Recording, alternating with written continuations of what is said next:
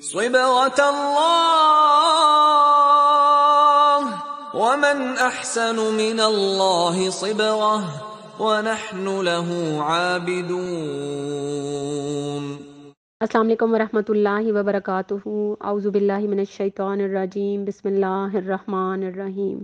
رب اشرح لی صدری ویسر لی امری واحلل عقدۃ من لسانی یفقہوا قولی۔ بہت سے لوگ دعا ہی نہیں کرتے یہ سوچ کر کہ ہماری دعائیں تو قبول نہیں ہوتی، اور کچھ لوگ اتنی آسانی سے بول دیتے ہیں کہ ہمیں تو سمجھ ہی نہیں آتا کہ دعا کیسے کرتے ہیں، یا ایک دو بار مانگ کر پھر گہری مایوسی میں چلے جاتے ہیں۔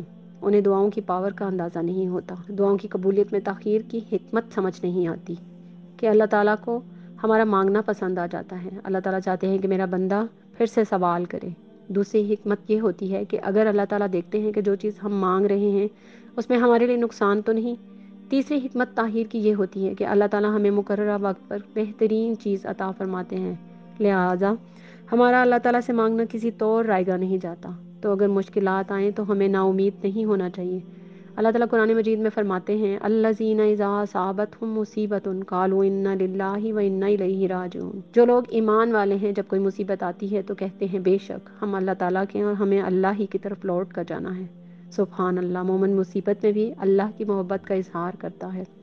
یہ دنیا پرفارم کرنے کی جگہ ہے، کیونکہ عالم ارواح میں ہم نے اپنے رب کے ساتھ چیلنج قبول کیا تھا، کیونکہ ہم نے اللہ تعالیٰ سے خود حامی بھری تھی اس دنیا میں آنے کی۔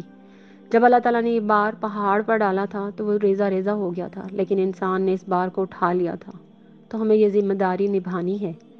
تو ہم چھوٹی چھوٹی باتوں پر گھبرا کیوں جاتے ہیں؟ ہمیں مشکل ہو یا آسانی، ہمیں اپنے رب کو پکارنا ہے، اللہ تعالیٰ کے کام میں خود کو لگانا ہے۔ اللہ تعالیٰ فرماتے ہیں، لا یکلف اللہ نفسا الا وسعها، کسی بھی جان پر اس کی استطاعت سے زیادہ بوجھ نہیں ڈالا جاتا۔ اس دنیا میں سب کو ساری خوشیاں نہیں مل جاتی۔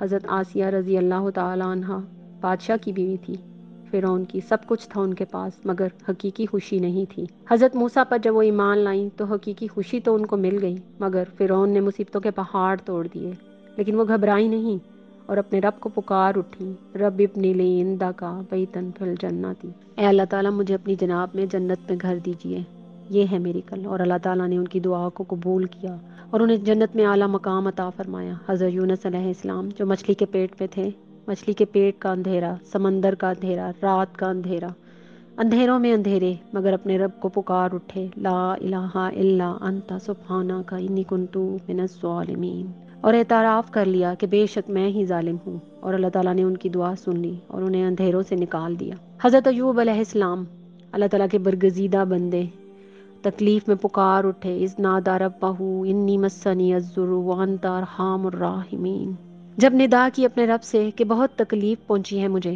اور آپ اللہ تعالیٰ بہت مہربان ہیں اور رحم کرنے والے ہیں۔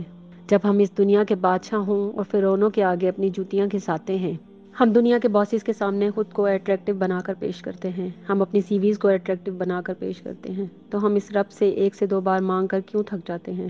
اللہ تعالیٰ ہمارے برینڈڈ لباس کو نہیں دیکھتے، اللہ تعالیٰ کو تو ہماری عاجزی اور مسکینی پسند ہے۔ لوگوں سے شرمندگی کے سوا کچھ نہیں ملتا۔ اللہ تعالیٰ تو بار بار گناہ کر کے لوٹنے کو بھی اتنا ہی پسند کرتے ہیں کہ شرمندہ نہیں کرتے بلکہ رحیمیت سے دیکھتے ہیں۔ اس دنیا کے بادشاہوں کی لگامیں بھی اللہ تعالیٰ کے ہاتھ میں ہیں۔ ہمیں چاہیے کہ ہم اپنے آپ کو اپنے اللہ کے حوالے کر دیں اور اللہ تعالیٰ کے آگے جھکا دیں اور اپنے ہی رب سے مانگیں اور صرف اللہ تعالیٰ کے سامنے ہی گڑ گڑائیں۔ اللہ تعالیٰ میرے اور آپ کے لیے آسانیاں پیدا کریں اور ہماری طرف آنے والے ہر شر کو خیر میں بدل دیں۔ آمین ثم آمین یا رب العالمین۔